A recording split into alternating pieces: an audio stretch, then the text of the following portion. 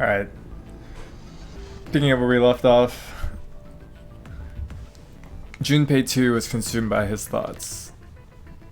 There was a great deal that he didn't understand. Who was Zero? What was the nonary game? Why had he chosen to make them part of it? Was he a criminal who took delight in playing with his victims? Or did he have some other purpose? And why had Junpei been chosen as part of this insane game? Why had any of them been chosen?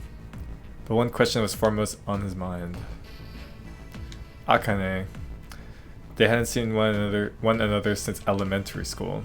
Why had she appeared now? Coincidence? No, that seemed impossible. There had to be a reason. He didn't know what it might be, but there had to be a reason. Very well. The lion's voice seemed oddly loud in the silence. Standing around here won't do us any good. Best we get moving, don't you think? Get moving? Are you planning to open the numbered doors? Hey, wait, don't tell me you're actually going to do this what Zero says. No, that's not what I mean. The lion shook his head, mildly annoyed. I'm saying let's find another way. After all, we haven't really examined this place yet. What? dot dot. Dot dot dot.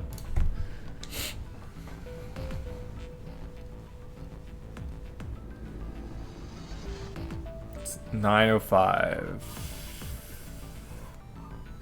Their separate investigations finished, all 9 people returned to where they'd left one another. The result of all their work was nothing. They were completely sealed in. Their hard work had not gone completely to waste, however. They had learned a number of things as they had scoured the parts of the ship they could reach. It seemed that they were confined to decks A through C. C deck was as far down as they would be able to go, however. The reason being that D deck was completely submerged. Strangely, however, the water had risen no higher than D deck.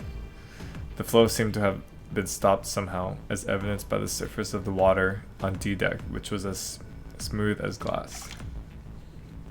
The prince knelt down and gently drew his hand across it. Perhaps the Zero fellow has used some sort of remote control to seal a watertight door lower down. He said that our time limit was 9 hours. In other words, this water won't rise for 9 hours. Then you're saying we won't sink till then? Well, that may be a little too optimistic. No point to wishful thinking. There were 3 metal doors on C deck. A single door stood off to the side with 2 more on the wall facing the central staircase. None of them had numbers or verification devices. They were, however, locked like the other doors. No matter how much they pushed and shoved, the doors refused to move. The mountain and the lion threw themselves against them a few times, but to no avail. The door in the back had a keyhole. Just above it was a strange mark, in the shape of a circle surrounding a dot. Is that strange, really? There were 2 other doors on C deck as well, but it was clear they were elevators, as each had a button next to it with an upside down triangle. They tried pushing the button. No response. Apparently there was no power running to the elevators. To the left of the elevator doors was a card reader. The card reader also had a strange mark on it. It looked like a lowercase h with a dash drawn across the upper stem of the H. Junpei stared at it for a while. This is the symbol of Saturn. It's an astrological symbol. Then, the mark on the other door, I think that was the sun symbol, is the symbol of Saturn. They had seen the same symbols on A deck. It's an astrological symbol. Then, the mark on the other door, there was a door on either side of the stairs. Let me turn this volume up. There you go. The one on the left had a keyhole with a similar symbol engraved on it. This is an Earth symbol.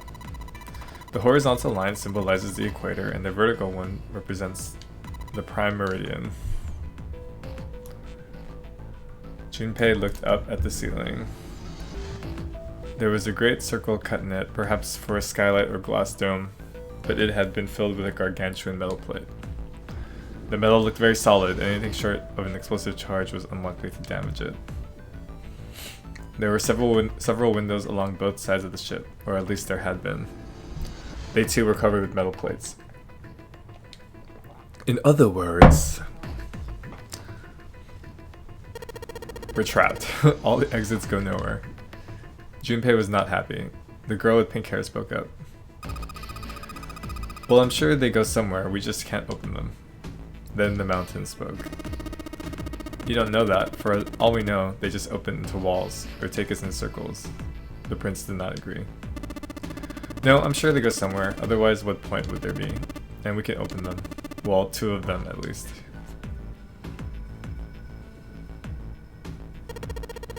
You mean the numbered doors? All eyes turned toward the doors with numbers on them. The atmosphere in the room grew tense. Hey, wait a minute. I think I said this earlier, but I don't think we should do that. A dancer moved in front of the doors as if to block them. We'd have to be crazy to open these doors. If we do that, we're doing exactly what Zero wants us to do. Suddenly everyone began to speak at once. I agree. I don't. That's a terrible idea. We should keep going. We should stay here. We don't have any other way to open any of these doors. We should just wait. Someone's bound to come find us. We don't have time for that.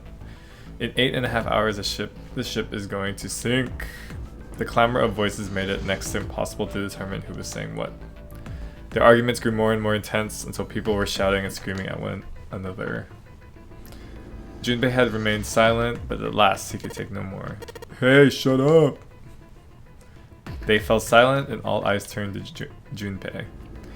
He felt each stare burning into him, but he refused to flinch.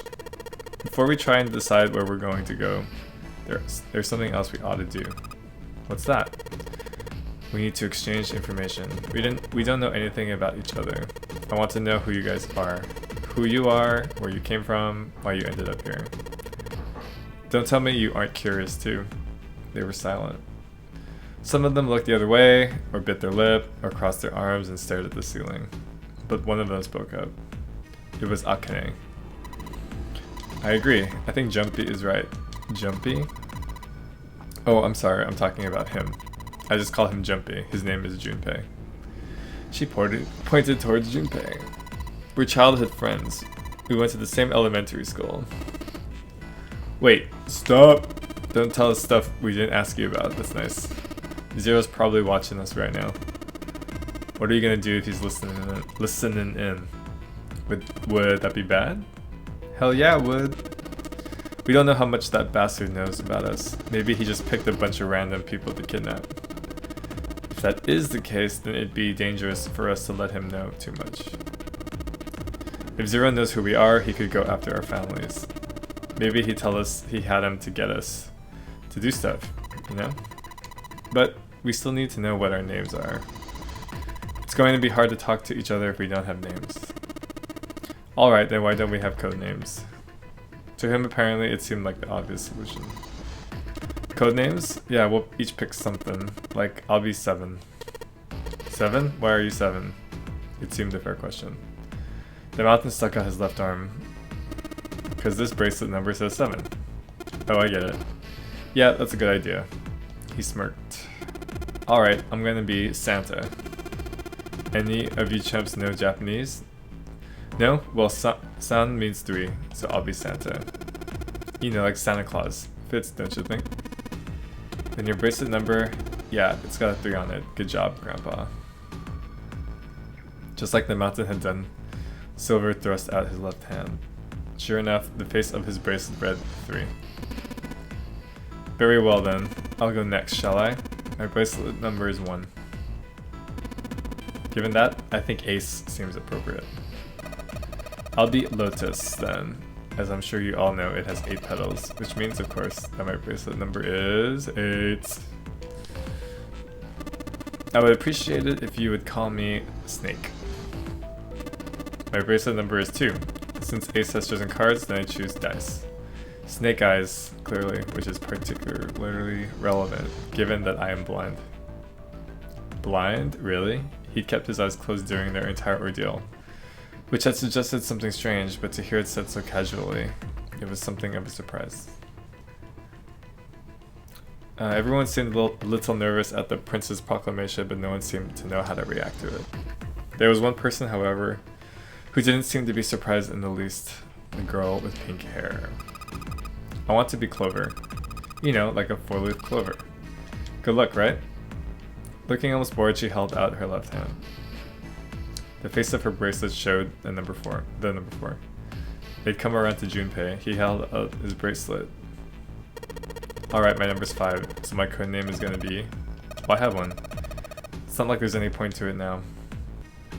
The dancer cut him off in mid-sentence. I mean, we all know your name already. You're Junpei. Oh, they all nodded. Akane stepped forward nervously. Then you should all call me by my name too. Because, I mean, it doesn't seem fair to Jumpy. You're thinking it's not cool for you to hide your name after you told us his? Akane fidgeted awkwardly. Junpei decided he had to do something. What's your bracelet number? It's 6. She hesitated for a moment, then held out her left hand. As she claimed, the bracelet's face showed a 6. Junpei looked at it for a moment and thought, alright then, why don't we call you June? June? Yeah, you know, it's the 6th month of the year, so you're June. Jumpy. Akane kneaded her hands and looked up at Junpei, uncertain. He smiled back at her, reassuringly. Are you good with that? She thought about it for a few more minutes and seemed to come to a decision and gave Junpei a small nod. Their names decided, Junpei ran over them quickly in his head. 1 was Ace, 2 was Snake, 3 was Santa, 4 was Clover, 5 was Junpei's number, Akane was 6, and Junpei had given her the codename of June. 7 was 7, and 8 was Lotus. That meant that 8 of them, including Junpei, had revealed their bracelet numbers, but there was still one person left. He was the man with glasses and hair like a bird's nest. He hadn't said anything since they'd met on the stairs, and he didn't look like the sort of person who was inclined to conversation. His skin was pale, his breathing heavy, and he was soaked with nervous sweat. His behavior seemed very suspicious, or perhaps simply emotionally unstable. It was difficult to tell. Whatever the case, it seemed clear that he had only a fingertip's worth of a grip on his sanity. The girl with pink hair, Clover, walked up to him slowly. She put her hands on her hips and eyed him suspiciously. What number are you? He didn't answer. His bloodshot eyes twitched from person to person and his breath came in hot pants. Hey, I'm talking to you. The man licked his dry lips with a shaking tongue and spoke with a voice like old paper. Isn't it obvious? There are 9 people here, and you know whose numbers 1 through 8 are. I'm the only one left. So you're 9? Yeah. He extended a trembling arm. The bracelet did indeed say 9. Clover looked at it contemptuously. What's your code name? Code name? What do you want us to call you? We all made up names. You should too. I don't need one. Why not? Because I'm not going to stay here with you. He took a shuddering breath and exhaled. Clover looked at him with something very like disgust. You've got some sort of plan? I do. Yeah, what's that? You sure you want to know? Yeah. Alright, let me show you. I'm going to do this. What the hell? By the time they realized what he was doing, it was too late to stop him. The man's body moved like a snake's. In the blink of an eye, he had slid around behind her and wrapped his arm around her waist. Hey, what the hell do you think you're doing? Silver, Santa, leapt forward toward Clover and the 9th man. He was halfway there when... Stay back. Suddenly the man's hand dove into his pocket. He came back out with a knife. A pocket knife. He held it to Clover's pale, quivering neck. If you get any closer, I'll cut her open. Santa skidded to a halt and he snarled at the scrawny man with the knife and gritted his teeth. Yes, that's right. The man's smile was neither friendly nor reassuring. Sweat poured down his neck, soaking the collar of his shirt. Clover, are you alright? The prince, Snake's voice sounded oddly concerned. Yeah, I'm fine. Her voice shook, making her words even less convincing. What the hell are you trying to do? I told you, this is my plan. What are you gonna do to her, you sick son of a bitch? Don't worry, I'm not going to do anything to her. If she just does what I tell her to do, I'll let her go. He started to move backwards, slowly, keeping his grip on Clover. Keeping their distance, Junpei and the others followed. Eventually the man reached the wall. He gave a start as his back touched it, then glanced around quickly and spoke. Verify, huh? The left. Look on your left. Do you see the device on the wall? Place your hand on the scanner panel, the round part. What if I don't? The man's nostrils flared and he looked like he was about to choke. Are you an idiot? What do you... I could slit your throat right now. I'll kill you if I have to. All I need is your bracelet. Just do it. Do it now. He pressed the knife against Clover's neck hard. Slowly, she stretched her left hand out toward the device. Her back was to it, and she had to feel around for a moment before she found the circular panel. It made a cold electronic noise, and on the display above her hand, an asterisk appeared. So that's how it works, Junpei thought to himself. By placing one's palm on what the ninth man had called the scanner panel, the user's bracelet number would be entered into the device.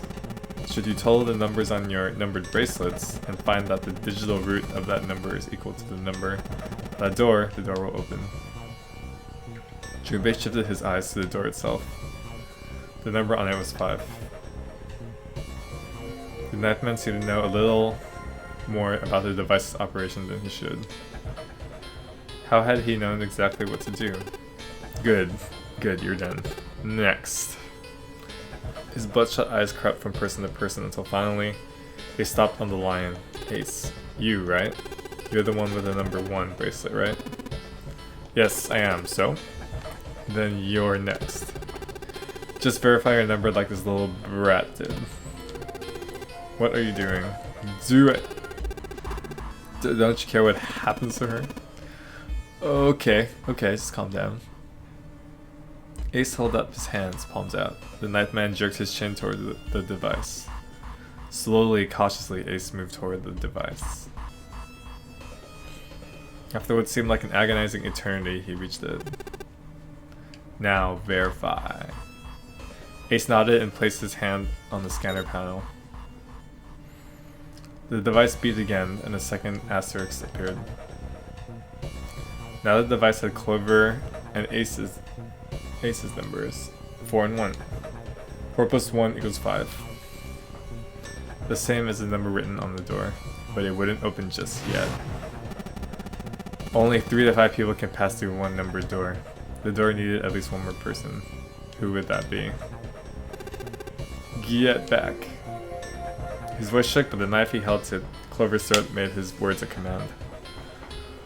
Ace took 2, then 3 steps back. No, farther. More than that. Go all the way back. Slowly, Ace did what he was told. The ninth man's lips curled into a cruel, twisted smile. That was when Junpei understood his plan. Clover's 4 and Ace's 1 added to the ninth man's 9. 4 plus 1 plus 9 equals 14. 1 plus 4 equals 5. In other words...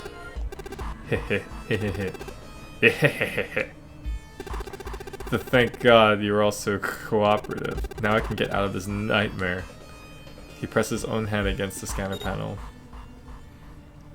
A third asterisk appeared on the screen. He dropped his hand to the lever on the side of the device and pulled.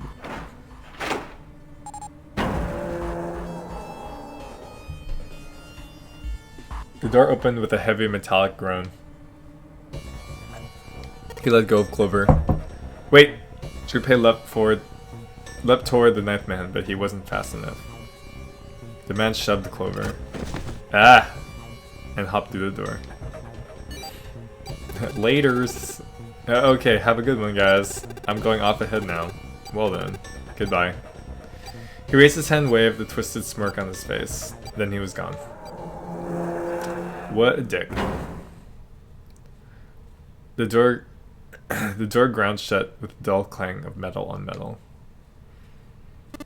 Clover! Are you alright? Snake ran to Clover's side as she lay on the floor. Yeah, I'm fine. She climbed unsteadily to her feet, and once there leaned heavily on Snake's shoulder for support. Junpei ran to the door.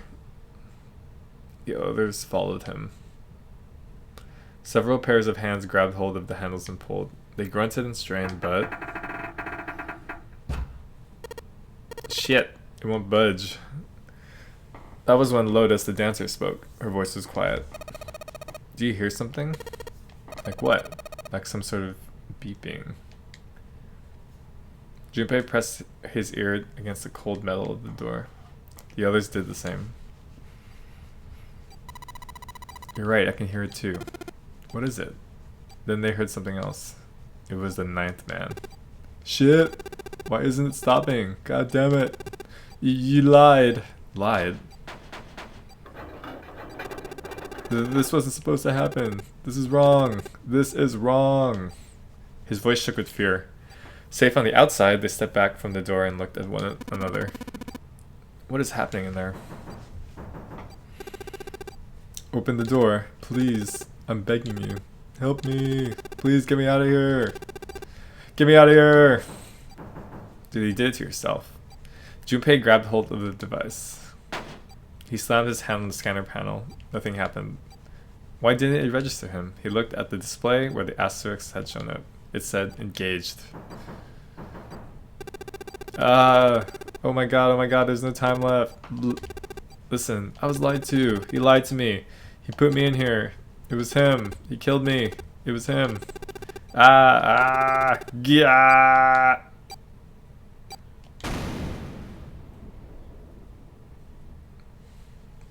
I think he's dead. The explosion rocked the room. Instinctively, they ducked, then stood up slowly when they realized there was no danger. No one spoke. Silence filled the room. In that silence, the electronic tone that echoed across the room sounded as loud as a gunshot. All eyes turned toward it. It had come from the device mounted next to the door. The display changed from engaged to vacant. Let's see if we can open it. 7. The mountain swallowed hard. Junpei nodded and placed his hand on the scanner panel. A red asterisk appeared on the LCD panel. The device had registered Junpei's bracelet number 5. His was not enough, however. At least 2 more people were needed. Junpei asked, which pair? Alright, 5 plus 1 is 6, 14. So this one works. 5 plus 7 plus 14. That works. I guess all these work. 9 plus 5. 15. Wait. 9 plus 5 is 14, yeah. Let me see. I'm gonna go with Snake and 7.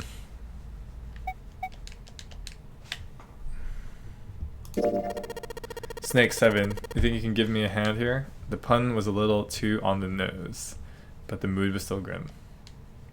Both Snake and 7 lifted their left hands silently. That was a really bad pun. Slowly, each of them placed their hand on the scanner panel. 5 plus 2 plus 7 equals 14, 1 plus 1 equals 5. They'd fulfilled the conditions. If they were to pull the lever on the side... Are you guys ready? I'm gonna open it. Junpei grabbed the lever and looked back over his shoulder. They stiffened and nodded. Junpei nodded back and set his mouth in a grim line. Then he slowly lowered the lever.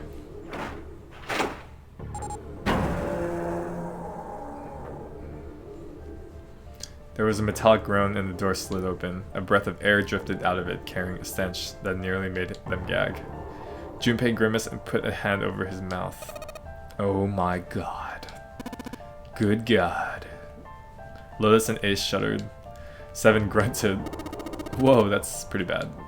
Even Santa's voice shook. He blew up. It appeared that Santa was right. The hallway on the other side of the door was splattered with chunks of torn flesh and dark red blood. Aye! The shriek echoed across the room. It had come from June. Then her strength left her and she dropped. As Junpei turned to catch her, the door groaned shut.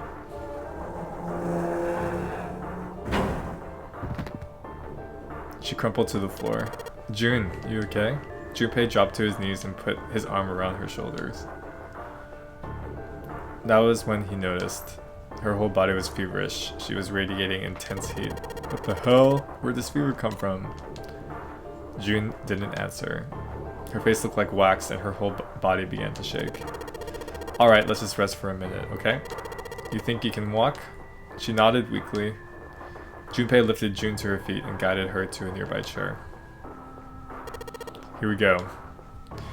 As gently as he could, he set her down in it. How are you feeling? Are you alright? She nodded, and as she did, a single huge tear rolled down the side of her face. Why? Why did this happen? Her voice cracked, broken by misery and grief and choked by sobs. Why did this happen? Junpei spun around. Do any of you know what the fuck is going on here? Who's Zero? What's this nonary game? Come on, anybody? Anything? What the hell's going on? What are we doing here? No one spoke. Ace, Snake, Santa, Clover, Seven, and Lotus. They simply stood there, 7 pairs of downcast eyes, and 7 grim lines for mouths. June's body shook with silent sobs. They slowed as the minutes ticked by, and eventually, they stopped.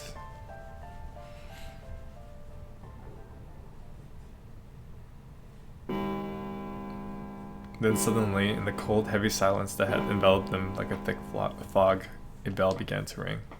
The clock in the central hall, 7, 8, 9, 10 times. And then on the 10th ring it stopped. The sound of the bell faded away into silence. It's 10 o'clock then. Ace said what each of them had been thinking. That means it's been an hour since Zero's little announcement. Seven's deep voice echoed across the room. Fuck! I've had enough of this crap. Santa leapt to his feet, his fists clenched. How long are we gonna pussyfoot around like this? We've only got 8 hours until this time limit Zero is going on about us up. Let's get going already. Go, go! Santa's outburst fell on deaf ears. No one seemed to agree with him. They stared back at him, their eyes blank and their faces tired. Finally, Lotus spoke. No, I refuse. I'm not gonna end up like him. Him? You mean the 9th man? Of course. Who else? In his mind's eye, Junpei saw the corpse again. The dark, reddish-black pool of blood, the scattered pieces of flesh. Organs strewn across the floor, like the blossoming of a grotesque flower. The explosion that had torn through his body had been powerful. The 9th man's neck had been twisted at an odd angle. Junpei suspected the detonation had thrown him against the wall. Half of his face was crushed, and the other half was covered in blood. Most of his abdomen had been emptied, either by the explosion or by gravity.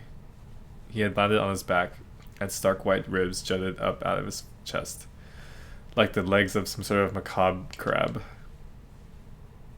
Junpei felt something flip in his stomach. I think he just screwed up. Eyebrows went up, and Santa continued. He probably set off some sort of trap, and that killed him. I'm not gonna screw up like that. I'm getting out of here alive. Hehehehe, ha ha ha ha. Whatever Snake was laughing at, Santa did not find particularly humorous. What's so goddamn funny? Oh, my apologies. You were just so very confident. I couldn't help myself. What the fuck? I think you've mistaken the situation. Huh? The 9th man's death. It had nothing to do with a trap. Or at least not the sort of trap you imagine it did. Then, he broke one of Zero's rules. That was why he died. Quite simply, if you think about it... You still don't... Alright. How about you take a moment and think back to what Zero said. Specifically, what did he say about the number of people? He said, only 3 to 5 people can pass through one numbered door. Right? And after that, you've forgotten the relevant part. What did Zero say? Santa furrowed his brow and thought. Junpei thought back. Zero said that everyone who verified had to go. All those who enter must leave, and all who enter must contribute, right? I think it was something like that. Whatever it was, it meant that groups of less than 3 or more than 5 can't go through. That is correct. A gold star for you, Junpei. Snake inclined his head toward Junpei. The 9th man, however, broke that rule. He tried to pass through a numbered door by himself. That was why he was executed. Then Zero's watching us from somewhere, making sure we don't break any rules. Oh, I'm not so sure of that. Why not? Because his execution system is entirely automatic. You didn't notice? There's no need for him to monitor us. What do you mean? Snake looked at Seven with what could only be described as pity and sighed. Very well. I see it must be me who tells you. I've waited long enough, I suppose. I had hoped Zero might spare me the trouble, but that seems increasingly unlikely. He couldn't see them, of course, but perhaps Snake sensed the confused eyes upon him. When Ace spoke, he gave words to everyone else's thoughts. Do you know something? Well, I know a great many things, but yes. What is it you know? Here. Snake removed the card from the pocket of his jacket. With a flourish, he presented it to Ace, who took a close look at it and spoke. Come on now, what's the point of giving me this? Give me that. Snake snatched the card from Ace, but his expression of disgust quickly turned to one of confusion. Huh? The hell's this? Seven tugged it out of Santa's hands. Heh, I see. The card went from Seven to Lotus, from Lotus to June, and finally to Junpei. He looked at it and understood. This is Braille. Braille, the written language of the blind. The card was covered with small embossed bumps. Junpei could recognize it, but he certainly couldn't read it. Sorry guys, I can't read this. Junpei handed the card back to Snake, who nodded at him with a small smirk. Okay, that was fun. What's so important about that card? I found it in my pocket. I can only assume it is a message from Zero. From Zero? A message? What does it say? Suddenly everyone was crowding around Snake, desperate to hear what the message said. Santa especially looked as if he were about to grab hold of Snake and shake the answers from him. Snake raised his hand. Calm down now.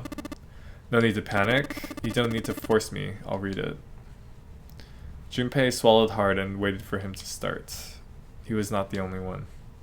Presently, Snake began to read, his voice calm. His fingers glided over the tiny bumps as he spoke. Bracelet number 2. Since you are not blessed with sight, I shall bless you, and only you, with information. I shall tell you of the function of the red, of the dead, and of the bracelet. The red is a recognition device. It will verify your number. Beside every number door you will find a red. The dead is a deactivation device. It does exactly what it says. Once you have passed through the number door, you must use the dead to stop the detonator in your bracelet. But perhaps you are wondering, what does this detonator detonate? I am afraid this may be something of a surprise. I have placed a small bomb inside of you and the people whom you are about to meet. You swallowed it while you were unconscious. I have no doubt that by the time you read this note, the bomb will have passed through your stomach and found its way to your small intestine. In other words, you will be unable to regurgitate it. I suggest you do not try. It's morbid. As I mentioned before, the bracelet on your left hand contains a detonator. Think of it as a remote fuse or timer for the bomb in your body. There is only one condition which will cause it to detonate. That condition is that you enter a numbered door. Once you have done so, the timer will activate no matter who you may be. You will have 81 seconds. If, after that time, the detonator has not been deactivated, it will send a signal to the bomb in your body, instructing it to explode. In order to deactivate the detonator, every person who verified their number at the red must also verify their numbers at the dead. Zero is a nice person. They only placed a small bomb inside you. It could have been a big bomb. Hey, Manny, that's true. That would be a lot more uncomfortable for them, I imagine. Once all numbers have been verified by the dead, you need only pull the lever at its side and the countdown will cease. Anyone who does not verify their number at the red will find themselves unable to verify their number at the dead. That is to say, if you should pass through a numbered door without first verifying your number at the red, in 81 seconds you will be dead. So many rhyming. You must also keep in mind that the numbered doors will close automatically after 9 seconds have passed. So long as the door is open, the dead will not function. You will do well to remember this. Lastly, let us discuss how to remove the bracelets. There are only 2 ways to do so. 1. You escape from the ship. 2. Your heart rate reaches 0. In other words, once a bracelet is taken outside the confines of the ship, or detects that its wearer's heartbeat has fallen to 0, it will shut down automatically. There is no other way to remove your bracelet. If you attempt to force it off or disable the detonator, the bomb within you will immediately explode. This is all the information which I can impart to you. How you choose to use it is for you to decide. If used wisely, you can eliminate those who might be a danger to you. For a time, you would be able to control your fate. I wish you the best of luck. Snake finished reading and carefully returned the card to his pocket. The message had been lengthy, but its meaning was clear. Only those who verify their numbers at the red could pass through the numbered doors. Teams could not increase or decrease their numbers. The reds, deads, and bracelets enforced the rules. They were judge, jury, and executioner.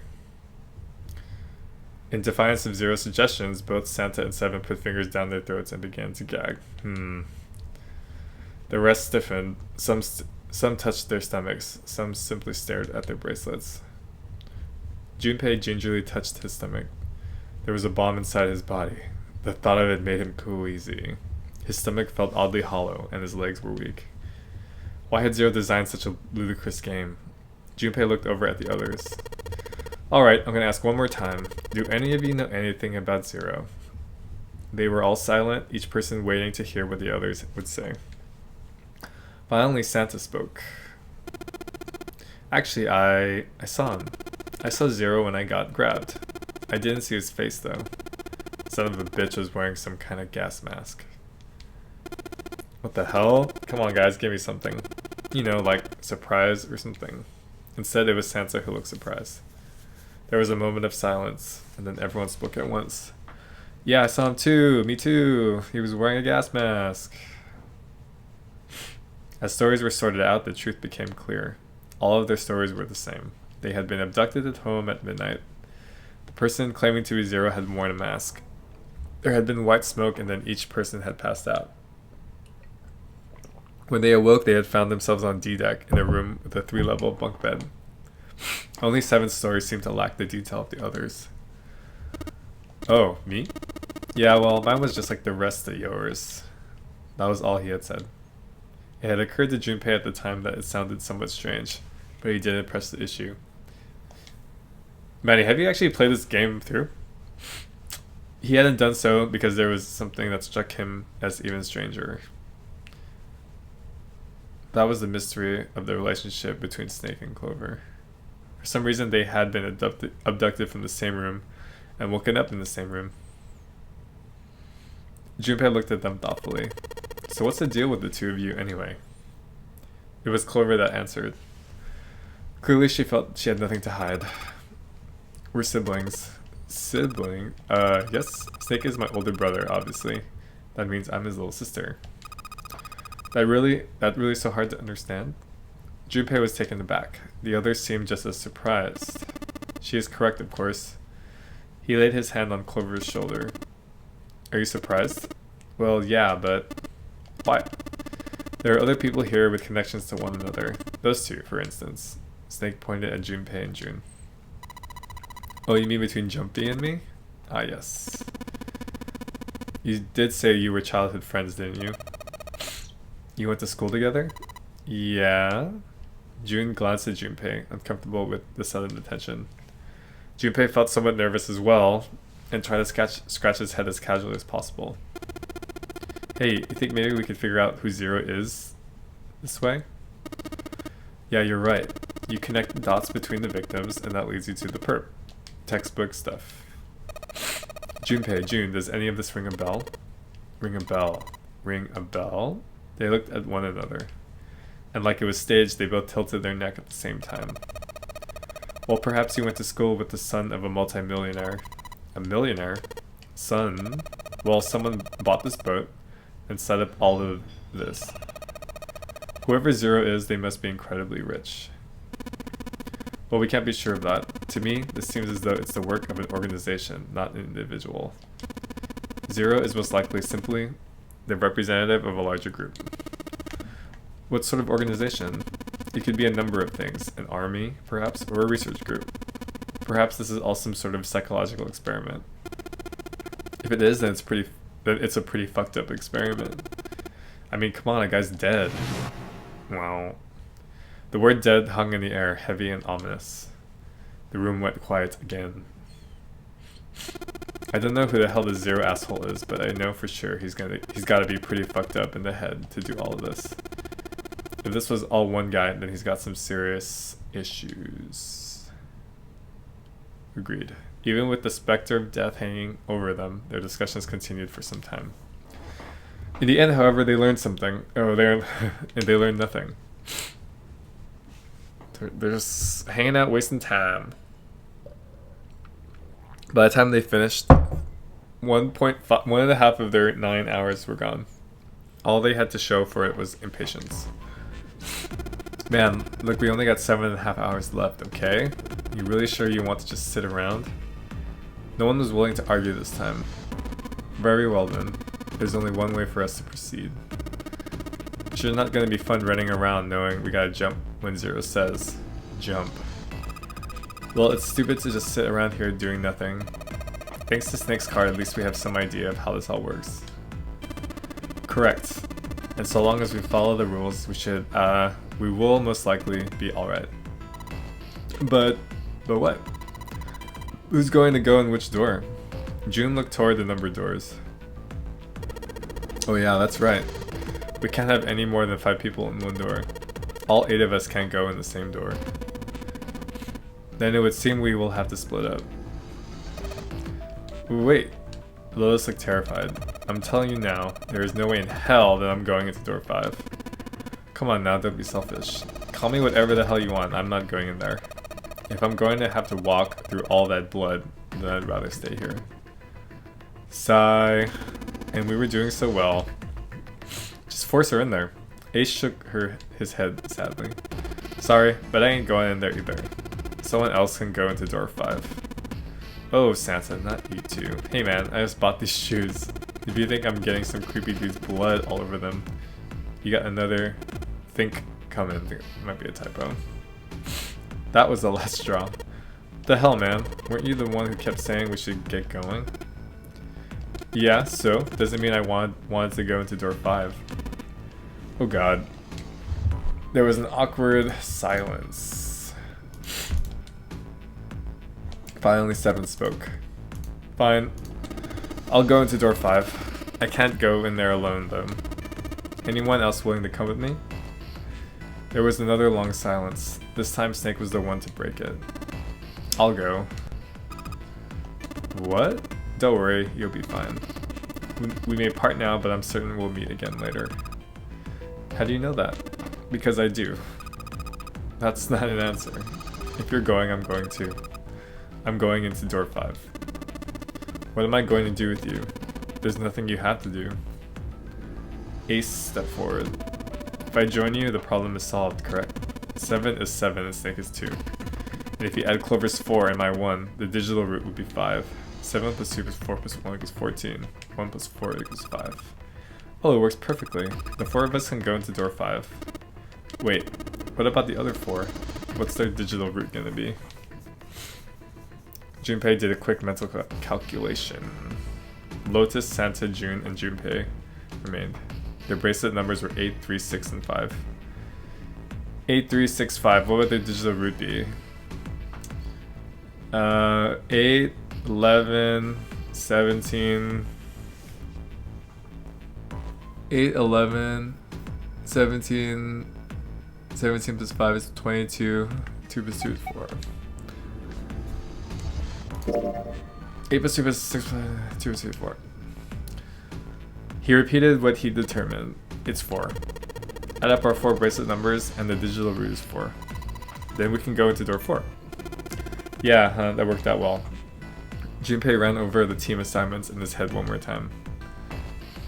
4 people would go into door 5. 7, Snake, Clover, and Ace. 4 people would go into door 4. Lotus, Santos, June, and Junpei. Junpei had to ask himself if the teams were what he really wanted. Beyond door 5 was what remained of the 9th man. He never wanted to see that thing again, but something in him said it would be unwise not to examine the corpse even a little closer. Of course, if he went through door 5, he wouldn't be going with Lotus and Santa. True, it would be possible for him to bring June with him through door 5, but that would mean she would have to see the horrific carnage that waited there. Junpei didn't want that. Junpei was torn. Should he stay silent and go through door 4? Or should he stop them all and insist on door 5? As he turned his options over and over in his mind, Ace spoke up. Alright then, it seems we've reached a conclusion. Shall we go? He began to walk toward door 5. Clover and Snake followed, with 7 a short distance behind. Junpei, which door do you want to go through? I'm just gonna go through, keep it 4. Decided that door 4 would be fine. He would go through door 4 with Lotus, Santa, and June. Why had Junpei even considered doing otherwise? He would be there for June, for Akane Kurashiki. That seemed good. He felt it was the right choice to make. He made no shows of affection, but Junpei saw her as something more than just a friend from his childhood. He watched the other 4 walk toward the door. Ace, Snake, Clover, and 7. Junpei said nothing as they left. Before long they had reached door 5. They talked to one another for a few seconds, saying things Junpei couldn't hear, and then laid their hands, one by one, on the scanner panel of the red.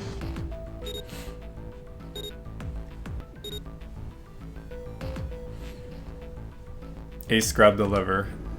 His face tight with determination, he turned over his shoulder to look at Junpei and his companions. Goodbye. Be careful.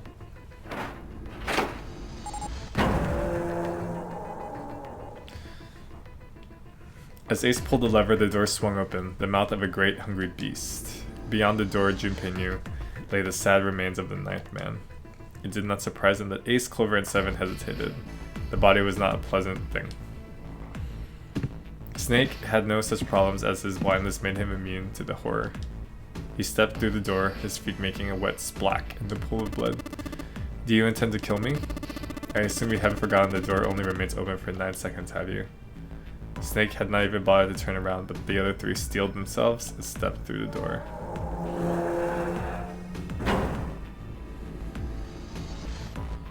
Door 5 swung shut, closing with the heavy finality of metal upon metal.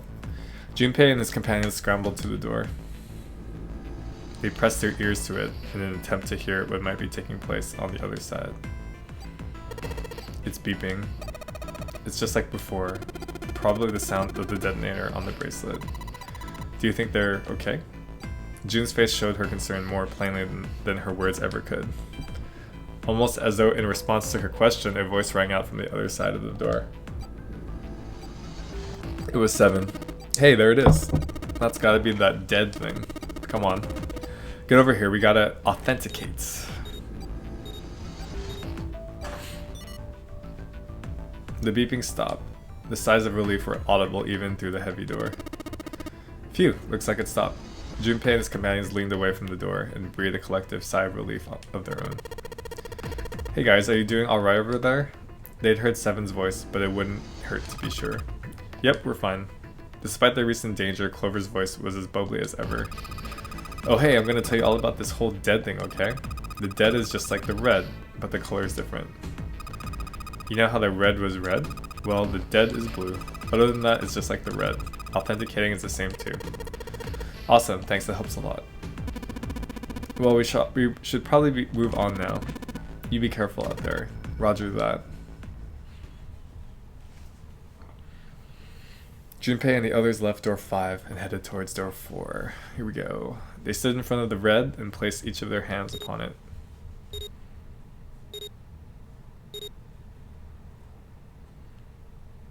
4 asterisks appeared on the screen. Junpei grabbed the lever and turned around. You guys ready? Yeah, sure. Let's go. None of them looked particularly optimistic, but their faces were set.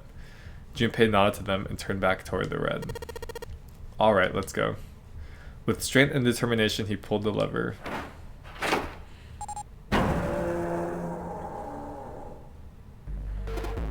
Run!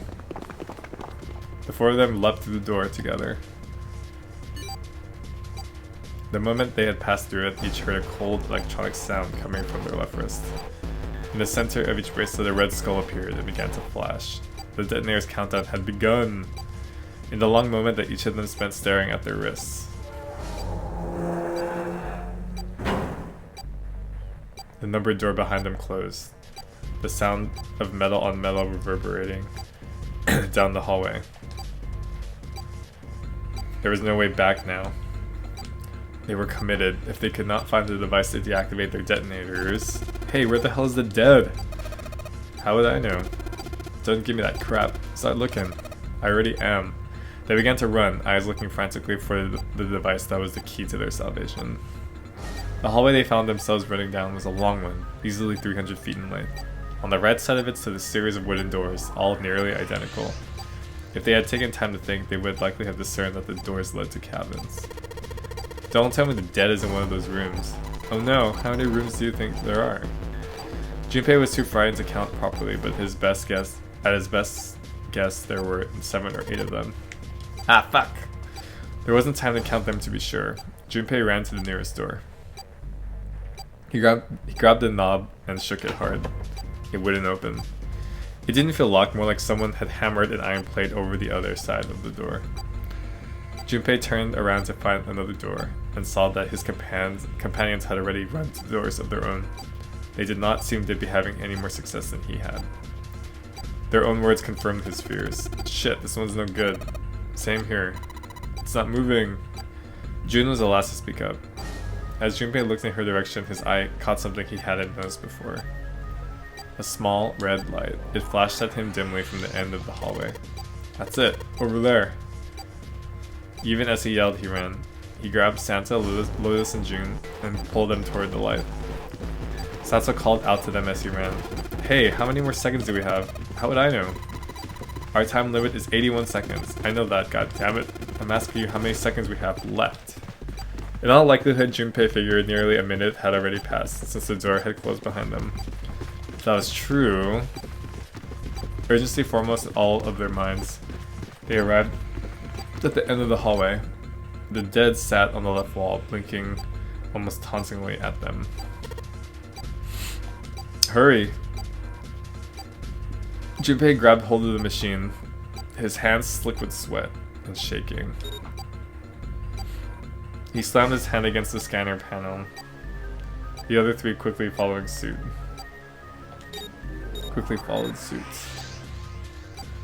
With a grunt, Santa yanked the lever downward. Got it! Pant. Phew, looks like it stopped. His hands beginning to steady, Junpei wiped away some of the sweat that had beaded on his forehead. As they caught their breath, the 4 companions began to look around. At the end of the hallway lay a heavy-looking set of double doors. Set into the walls of the hallway on either side of the larger door were 2 smaller ones. They all needed inspecting, but Junpei began with the largest of the 3, the double doors. How many times had he come across similar doors with similar results, he wondered. Or perhaps, he corrected himself, more a lack of results. Whatever the reason, the door remained firm and unyielding, and refused to allow Junpei or anyone else passage. Near the handle was a small keyhole. Above the keyhole was a small symbol, engraved in the brass. Mail. He wasn't quite sure what to make of it, and stared at it for a moment in confusion. It was June that corrected him. No, that's not the symbol for mail. That's probably the symbol of Mars. Well, technically they are the same symbol. But I saw a number of similar symbols near the main stairway. The symbols of the solar system. The Sun, Saturn, the Earth. At least that's what I'm assuming. So this isn't the man symbol, it's a symbol for Mars? I think so, yes. While Junpei and June talked, Santa had disappeared. They turned to find some distance down the hallway. He had gone to check the other doors. Eventually he reached the last of them and jogged back. It took him only a moment to catch his breath again. Here's the deal. None of the other doors open.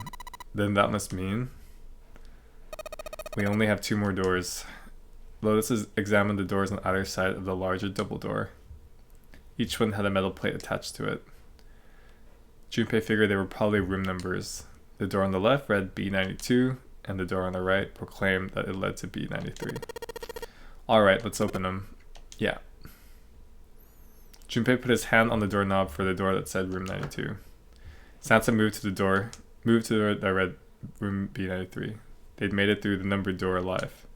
There was nothing more to be afraid of. Junpei and Santa looked at each other and nodded. 1, 2, 3. In unison, they pushed against their respective doors and promptly found themselves in the new room. June followed Junpei as he threw open his door. They turned around and saw that the door on the other side was open as well. Through the door was another person, his mouth agape. It was Santa. Hey, it opened. Yeah, it did. Junpei and Santa looked at each other. They had not expected the doors to yield so easily. Lotus's calm voice broke into their thoughts. Maybe this is all part of Zero's plan? I can't say I enjoy being treated like someone's puppet. As she headed for room 93, Lotus continued. Well, now we have these 2 rooms. I'm sure there's something in there that will help us get out of here. Let's find it. Santa and I will search this room. Junpei and June search the other one. Alright. Okay.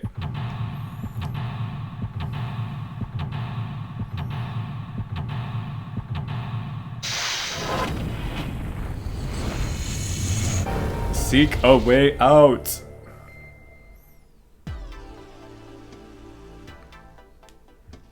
Okay. We're coming up an hour, so I think it's a good time to stop until next time. So see you then.